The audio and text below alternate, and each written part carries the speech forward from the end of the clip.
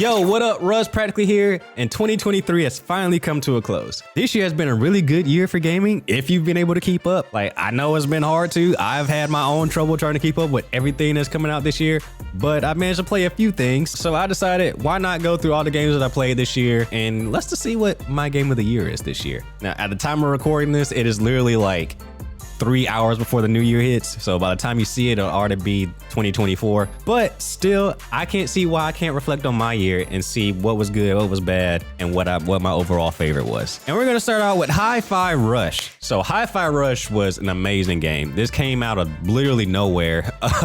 Literally shadow dropped the day of and was highly talked about for the time it was out, and rightfully so. This game was amazing. This game was absolutely great. The way that this game integrates music into its overall gameplay, I can't say unique because Metal Hellsinger, which is literally the game I played right before this one, but that does the exact same thing. You have to move around and do combat on the beat of the music. But as opposed to that, this one was more fun to me as opposed to frustrating at times. Even when I failed in this game, like, I wasn't upset about it or pissed off about it. The challenge was recognizing what's going on and being able to adapt while still being on the rhythm. Like, it was a lot of fun to get better at this game. It was definitely short, so it kind of sucked. I wish there was a little bit more to it, but in the end, I had a really good time with this. So that is definitely one of the highlights of the year. Star Wars Jedi Survivor. Okay, so for context, I played Fallen Order right before this came out, so I have an idea of, you know, how this game worked, and kind of for comparison's sake, I thought it was a good game. I did overall like the game. Small technical issues aside, you know, the game didn't really run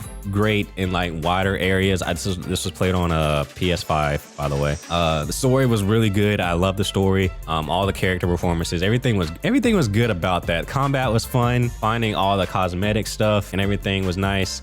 I think my biggest problem with this game is that it overstayed its welcome to me. A lot of the areas that you go through tend to drag on a lot longer than I think was really necessary. And that made this game feel like a slog to get through. Like, I was ready to get to the boss and like move on. So that kind of knocks it down for me, as well as some of the boss fights in this. Like, I know it's supposed to be difficult. I did play this on, was it Jedi Grandmaster, I believe? Yeah, so I did play this on the hardest difficulty. But even still, like, some of these bosses just felt kind of unfair. Sometimes it felt like I mean, granted, I could just not be good enough. That's always the case. But it felt like there was sometimes you had to use certain styles in order to get through instead of like actually trying to play how you wanted. Which, if that's how they were trying to make the game, okay, cool, whatever. I think mainly two of the bosses.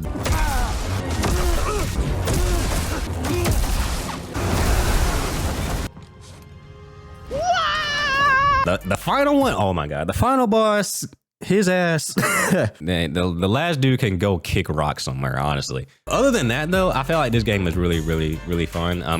There's a lot more to it than the previous game. They improved a lot of stuff. I kind of felt like I liked the first game more just because of how much of a tight and shorter experience it was, as opposed to this one being blown up. And while there's a lot of stuff to do, like, I didn't feel enticed to do it. That's just me personally. And it just felt like it was, again, overstaying its welcome, and I didn't want to do more. Okay, so Forspoken. Forspoken gets a lot of hate.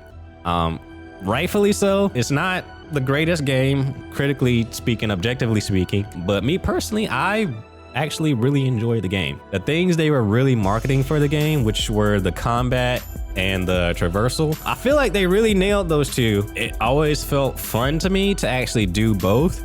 Now, granted, it's not like that at the very start. It definitely takes a minute for it to like really, really click. It doesn't really hit until you get to the first boss. Once you clear the first boss and you start being able to experiment with more powers and different things like that, it really starts to get fun.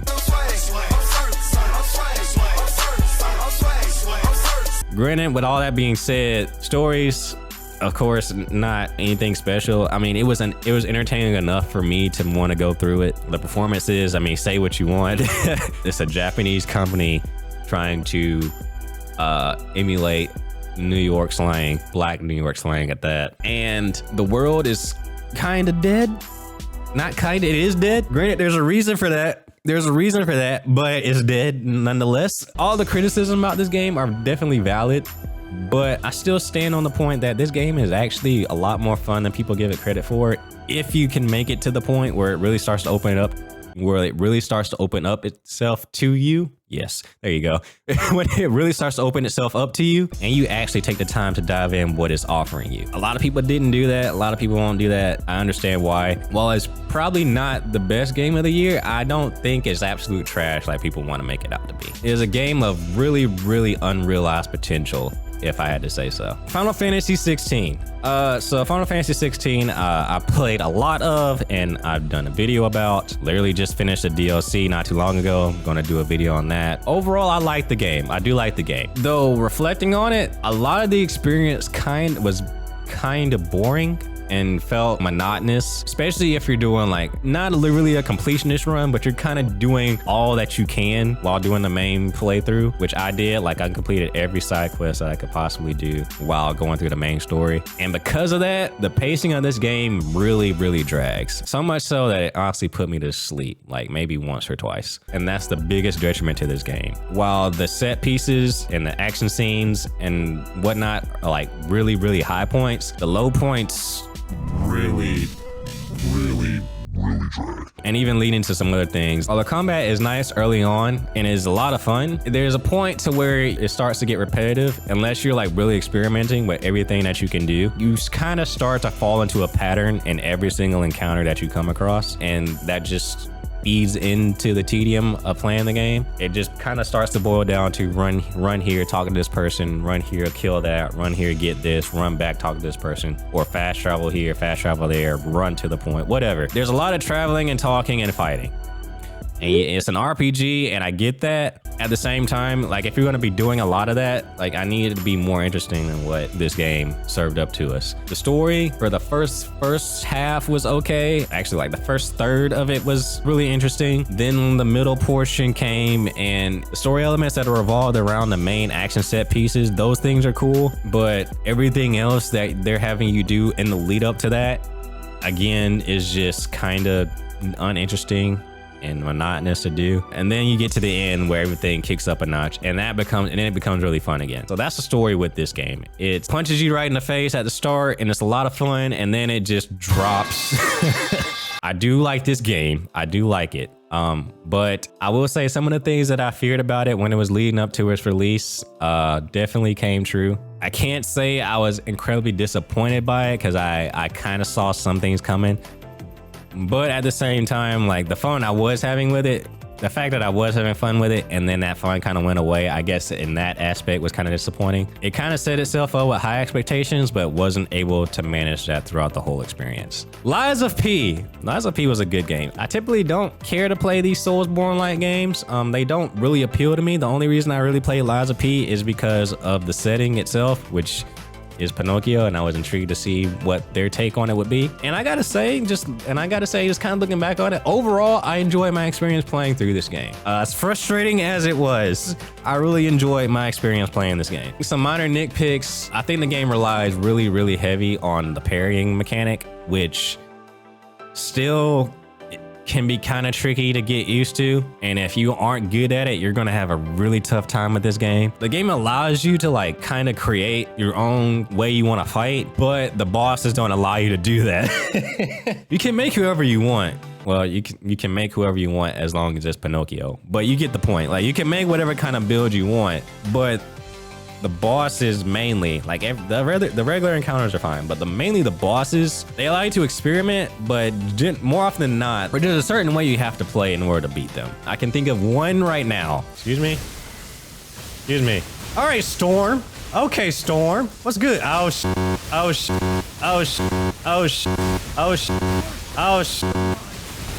didn't stop. That really, really sucked. That's probably the one downside I have about this game. The combat, while it's fun and rewarding, it does feel like it doesn't allow you to play how you want to play. The dodging doesn't feel like a viable option.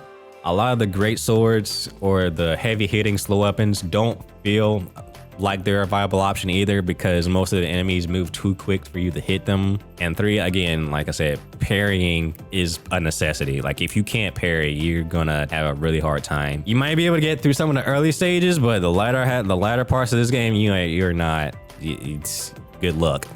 But besides that though, like the world was interesting. The level design of this, I never felt like I was lost ever. Like the levels felt expansive without really being expansive, if that makes sense. In all honesty, they're pretty simple levels. But it felt like there was enough to explore, or especially when you come back to some places and are like looking for hidden items. The fact that I didn't get lost was really, really relieving, because that was kind of a fear of mine, because I have bad memory. So I was just dreading like getting to later levels and feeling like I can't remember where the hell I was going. But that was never a problem in this game. They're very straightforward, but at the same time being fun and challenging. Sometimes frustrating again, but still fun and challenging. Most of the time, this game just felt rewarding at every aspect. Every boss fight, mainly every completed level, every time you increase your stats or gain new abilities, like everything felt rewarding. Every weapon upgrade, every new weapon, every arm upgrade, every conversation, like as my light falls again. It felt like you were getting better, and it felt like you were being rewarded for sticking through and making it through whatever walls that were being put up in front of you. And with that being said, I cannot wait for whatever future plans they have for this game. I say that I'm not looking forward to the frustration that will most definitely come with this shit, but I am definitely looking forward to seeing what they do in terms of lore and world building. Because that has me very intrigued still. Like a Dragon Gaiden. So I am still in the middle of trying to finish this game. I started it and then stopped. I don't know. I didn't feel like playing it at the time. It's not bad. It's definitely my first traditional Yakuza game. The only one I played was Like a Dragon. So this is kind of like my first foray into regular Yakuza. And it's fun. I am having fun with it. Whoa. What? Okay, sure. All right, what are we doing? Okay, we'll just go with her. She's in red, so sure, we'll go with her. They're literally actual people. What the fuck? Oh, and then she had to bow and just show all that right there. I'm not ready for this.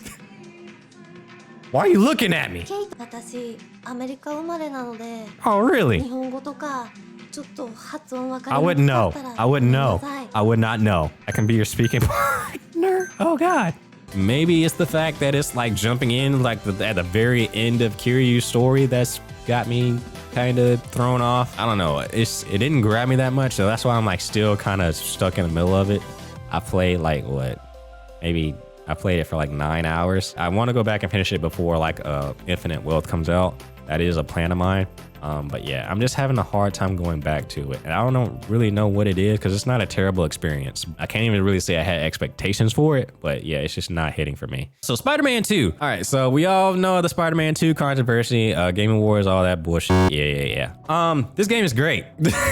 Especially coming off of, I played this right after Lies of P. So it was fun to be able to like kind of turn my brain off after the intensity that Liza P offered that might skew my bias a little bit. This game is just a lot of mindless fun. It doesn't do too much new. If you played any of the past games that Insomniac has put out, you're not gonna be surprised by this one really, especially early, like in the early parts of this game when you're just playing as regular old Peter and Miles. In some aspects, I feel like some stuff was taken away, like in the stealth aspect. I feel like you had more options in the previous games than you did in this one. The story is good and entertaining. The combat feels just as smooth as it ever did, and you have more options now in combat, which is cool. The side quests are really fun to do, and they actually have like great payoffs in the end of them. It wasn't me. I mean, he just stopped on me. Like what's up with that? He didn't even turn. Look, he pulled over. He didn't even split you. I mean, it ain't my fault. I mean, God. It is your fault. Hope the car isn't all messed up. You know. I can't even believe this right now. We're gonna be late. I know, but just call your mother and tell her we'll be there, all right? It's no problem. It's no problem. It's just a little fender bender, you know. Okay, so just relax. It's okay. I don't know what we're gonna do. You're gonna call the insurance? All right, look, I didn't pay the insurance. All Let's right? talk to this guy. I didn't pay it. I don't know if You haven't paid the no, but insurance? I'm just scared that maybe they want some cash or something like that. I don't have no money. What are we gonna do? I mean, I should drive. yeah, you should. I mean, you know, I had that thing with my eye. So I told you. This game is just like fun with a capital F. I think the downsides again are the mandatory stuff sections with Mary Jane. Those have come back. Those were not fun, really. Like, they were never fun in the original game. They're not really fun here. Despite their best efforts to try and turn this to Metal Gear Solid, like, it's still...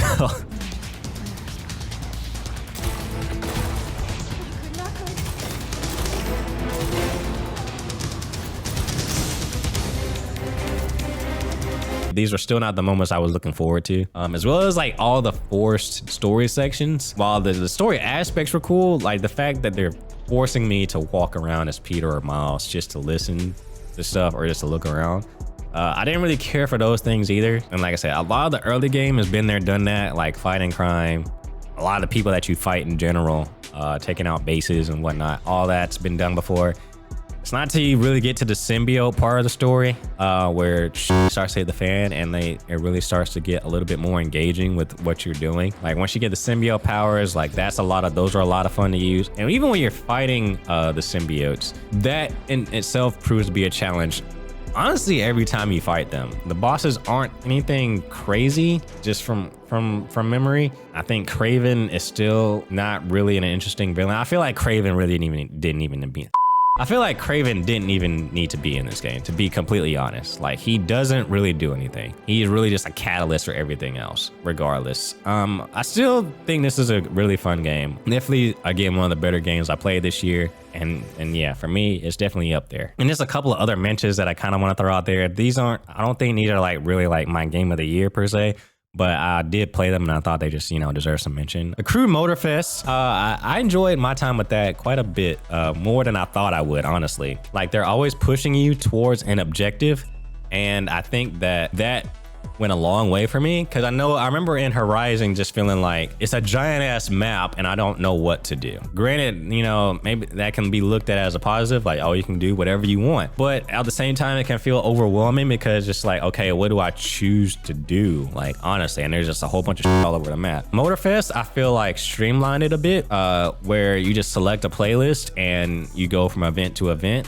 traveling all over the map, getting to see and learn the map as you traveling to each event. And once you finish that event, you're on to the next one until you complete the playlist, and then you just select another one. And I really like that. It kept me engaged in doing something as opposed to just wandering around aimlessly. I think the way that acquiring vehicles and doing anything in vehicles is, while at first it's not the most intuitive thing, once you figure it out, it is actually really, really cool and it's very quick. I think this is just an overall good game. I don't know if it's being perceived that well. From a couple of videos I've seen, people are really, really vibing with it. I don't know what the overall sense is on the game though, but I'd advise you to check it out if you're into racing games like that.